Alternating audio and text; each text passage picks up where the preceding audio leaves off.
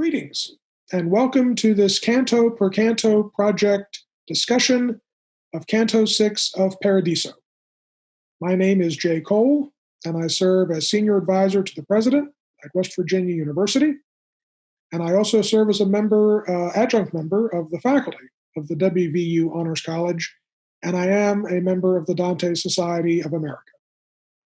And my name is Mary Louise Soldo Schultz, better known as Cookie, and I am a retired faculty member of the Honors College at West Virginia University, and I've had the pleasure of teaching many Dante seminars with Jay over the years. Every moment of those experiences has been great fun, Cookie, and I'm so glad we're able to do this project together, reunite, if you will, around this project now. I was thrilled when you asked me to join you. Thank you very much. And so we are going to talk today about Canto 6 of Paradiso, and this is such a rich and deep canto with so much going on, most of it revolving around a single figure from history, the Emperor Justinian, and we're going to talk a lot more about him as part of our discussion today, the parallels and the connections between his life and reign and our lives and our society and our situation today. But before we do that, I'd like to give us just a really brief sense of where we are in the poem. Here at the beginning of Canto 6 of Paradiso, Dante and Beatrice have arrived in the sphere of Mercury. They actually arrived in the sphere of Mercury at the end of Canto 5.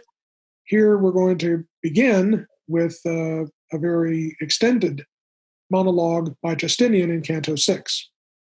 This is the sphere of the heavens, the sphere of Mercury, the second sphere after the sphere of the moon. And Dante places those souls or spirits in the sphere of Mercury who were righteous, but who were too concerned with pursuing fame and glory while they were alive.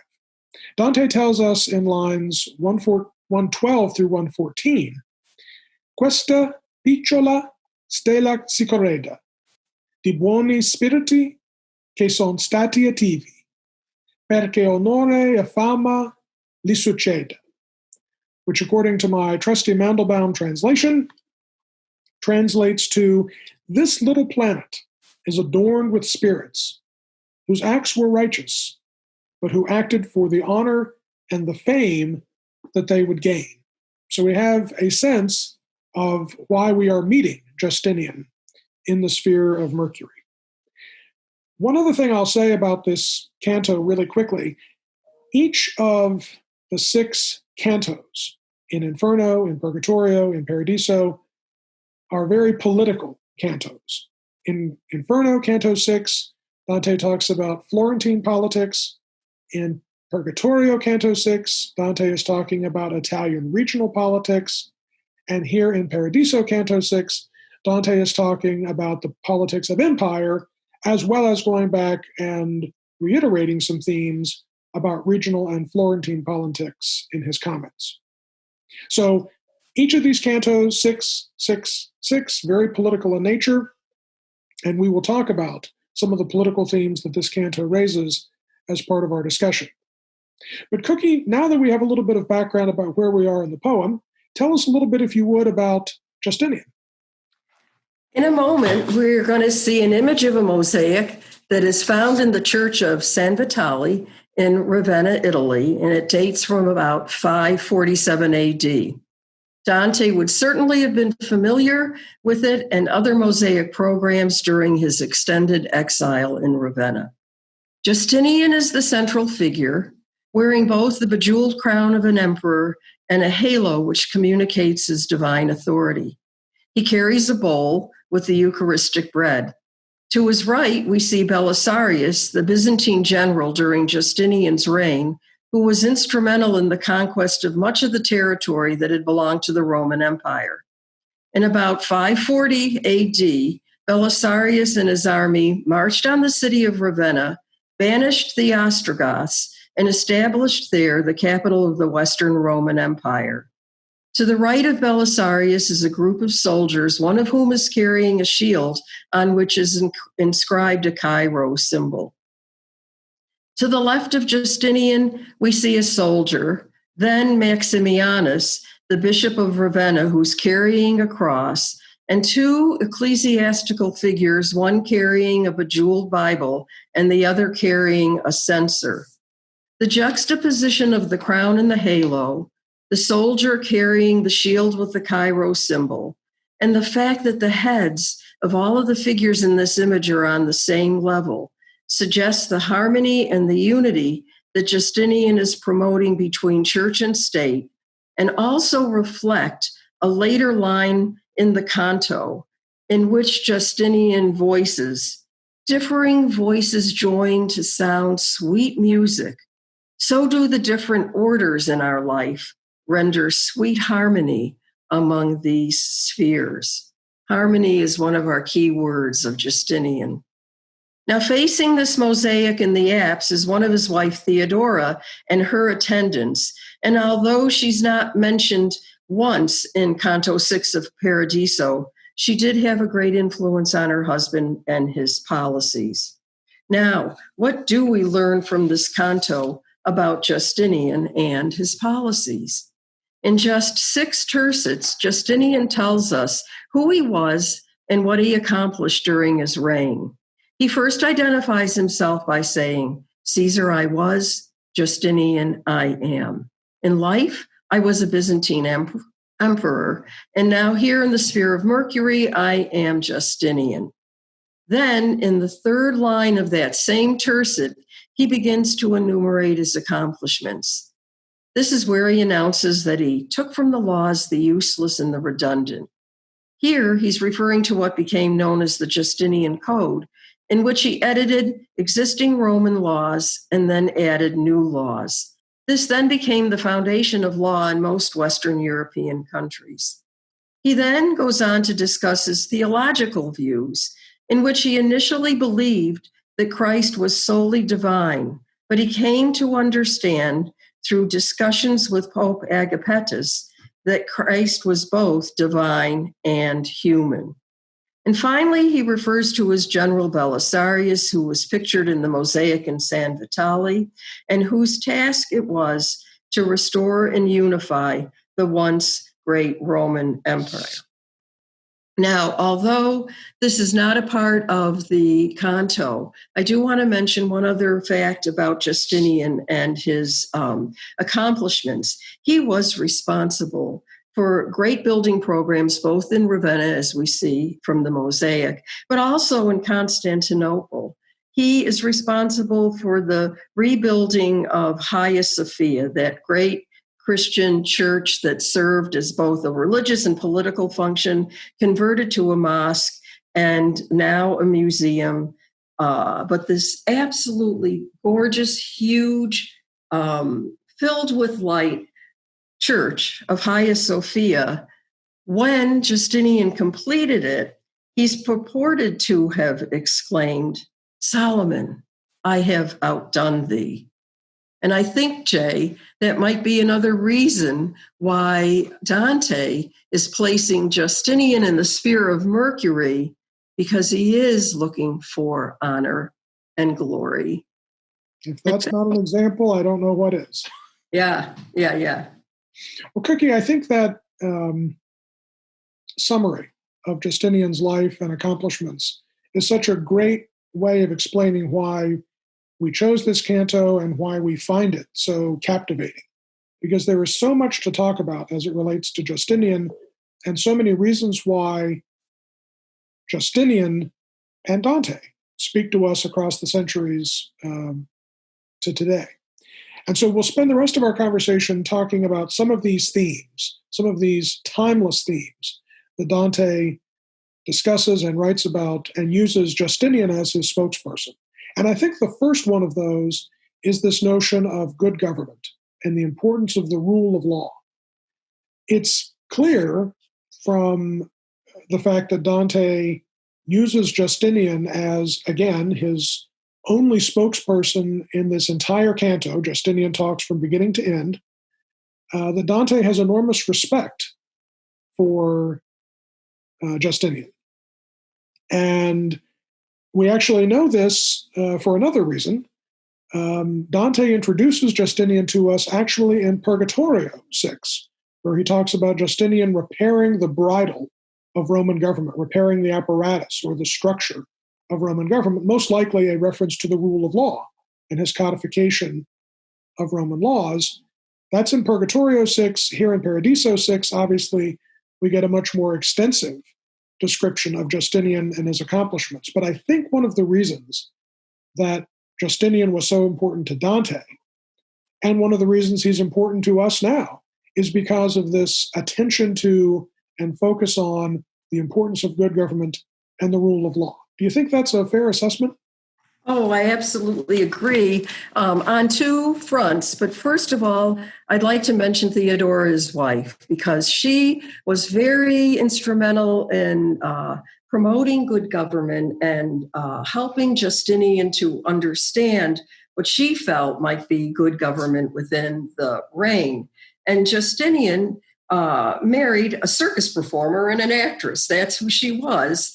And then she became the empress of the Byzantine Empire. But through conversations and with Justinian, she first introduced new laws that protected slaves and women. She introduced first steps towards gender equality within the realm, and she helped him to believe that all people should be treated equally. So she protected women in a variety of senses. And I think that that was a very important reference to policy that he then espoused and carried out within the realm. And of course, there is a very important and timely reason why Theodora and her actions and her philosophy and her influence on Justinian is important to us this month. Tell us a little bit about why Theodora speaks to us, especially in August of 2020. Yeah, here we are in August of 2020, and we've just come through the date of August 18th. We're past that now. But that was the moment when the 19th Amendment was ratified. And I would posit that Theodora laid the foundation for the women's rights that have continued to be fought for. It was a hard-won battle that these women achieved with the 19th Amendment. It went on through Theodora. You can spread it and thread it to the British and into the American early 20th century with the suffragettes from Seneca Falls, etc. But Theodora is part of a long line of women who voiced concern for the protection of women and their rights. And I think Theodora and Justinian would celebrate with us today the ratification of the 19th Amendment, giving most women, not all, but most women, the right to vote in 1920. So certainly a cause for celebration on multiple levels. Absolutely. And then I also believe that Justinian had a great love for Caesar Augustus. When we go back into the history of the Roman Empire, which is actually spoken about in this canto, from the mythology all the way through to Constantine, but he passes through Caesar Augustus, and he has a great respect for the Pax Romana that happened from 24 BC to 17 AD. And he loved the fact that Caesar Augustus could promote harmony and unity within the realm. And so, for all of these reasons, Dante would have respected Justinian, would have found him a very compelling figure from history, probably the reason he gives him the stage for the entirety of Canto 6, and one of the reasons why he resonates with us today. Certainly, as it relates to politics and good government, fairness in government, and the rule of law. But there are other reasons, I think, Cookie, that Justinian is a very compelling figure. And so stepping away from the political for a moment and focusing on the religious, you talked about the religious symbolism in the mosaic. And I think that's another important reason why Dante respects Justinian so much. As we know, Dante's own relationship with ecclesiastical authority was not always a good one. I'm thinking in particular of Dante's intense enmity with Pope Boniface VIII. And here in Justinian, Dante is writing to us, describing a relationship between a leader, Justinian, and a pope, a religious authority, Pope Agapetus. And that relationship is very different. It's very positive.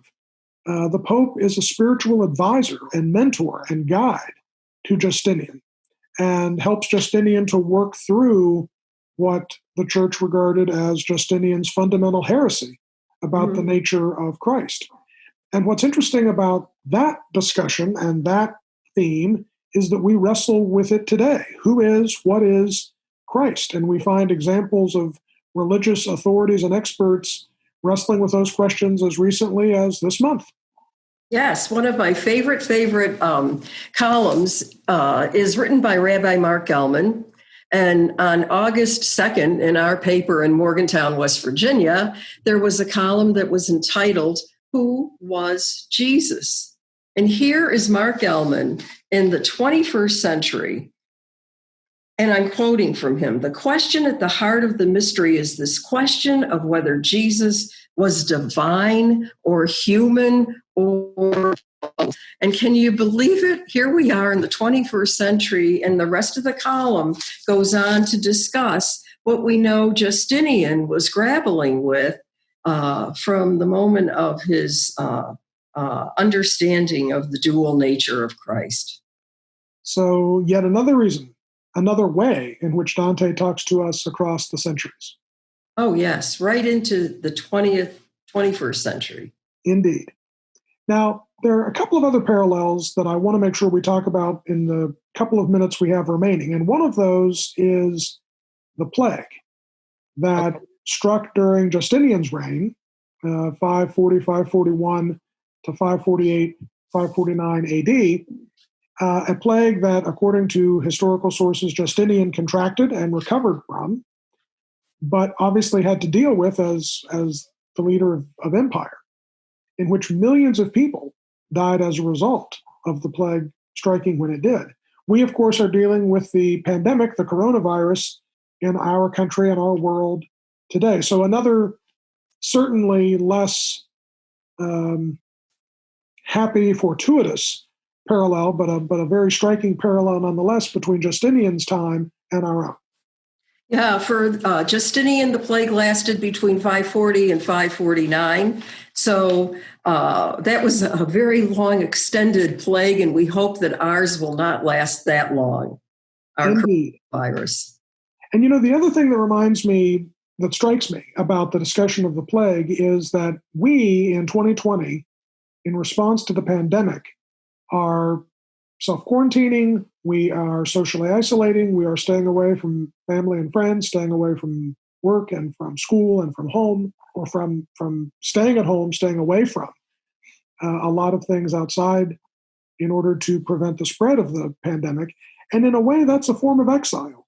We are essentially exiling ourselves during this pandemic in order to protect ourselves and others. And we know that exile is a very popular and very important theme to Dante. So again, in the minute or two we have remaining, let's talk a little bit about Romeo, who's introduced as a postscript here at the end of Canto 6, and his relationship to the theme of exile. There's some very rich and beautiful lines at the very end of the canto that, in which Romeo is introduced. And in this very pearl, there also shines the light of Romeo, of one whose acts, though great and noble, met ungratefulness. So who was Romeo, and how did he suffer ungratefulness? He was a pilgrim, and he had marched to Santiago de Compostela, to the Church of St. James, wearing his conch shell on his hat and carrying his staff, makes his way towards Aix-en-Provence, to the Count of Provence, to Raymond de Béranger. And he works in the court of Raymond de Béranger and is meeting with great success. But little by little, court intrigue ensues, slander ensues, and unfortunately, Raymond Béranger believes the slander and believes all of the accusations, and eventually he will banish Romeo from his court, and Romeo finds himself wandering in exile for the rest of his life. A parallel to Dante. Absolutely. Exile was maybe the primary theme, the primary reality of Dante's life those last 20 years.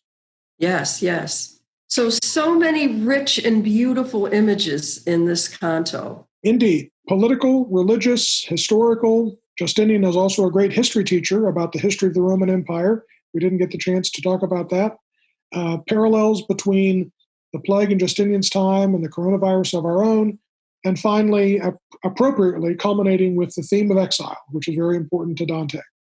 Cookie, this has been a great discussion. I've enjoyed every minute of it. Thank you so much for joining me in this journey, discussing Canto 6 and learning more about the extraordinary Justinian. Jay, I was so thrilled that you asked me to join you in this conversation. Thank you. And thank you all very much for watching. Hopefully this will inspire you to reread Canto 6 of Paradiso, a beautiful, rich, deep, robust canto with a lot to recommend it. Absolutely. Thank you for listening.